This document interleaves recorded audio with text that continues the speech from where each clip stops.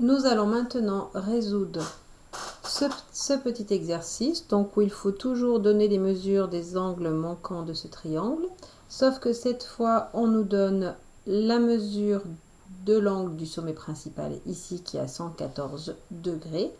Nous pouvons utiliser la somme des mesures des angles dans le triangle qui vaut 180 degrés, dont revoici toujours la propriété. Dans un triangle, la somme des mesures des angles vaut 180 degrés. Cela permettra de trouver combien vaut la somme de B et de C.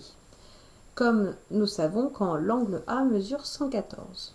Donc la somme des trois angles BAC plus ABC plus ACB vaut 180 degrés, ce qui fait que la somme des deux angles ABC et ACB vaut dans ce cas 180 moins 114, c'est-à-dire 66. Or, dans un triangle isocèle, les angles à la base sont de la même mesure, ce qui fait que l'angle B est égal à l'angle C.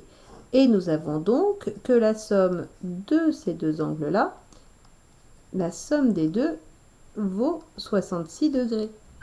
Il ne nous reste donc plus qu'à partager le 66 degrés en deux.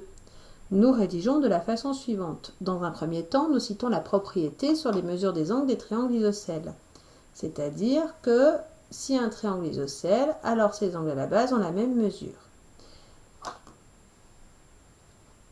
Or, pour nous, la somme des angles à la base vaut 66 degrés.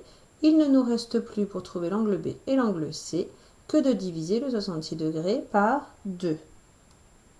66 divisé par 2 est égal à 33. Nous n'oublions pas de répondre par une phrase, c'est-à-dire que les angles ABC et ACB mesurent donc tous les deux 33 degrés. Cet exemple de résolution vous permettra de résoudre l'exercice 12, page 275, petit b. Bon travail!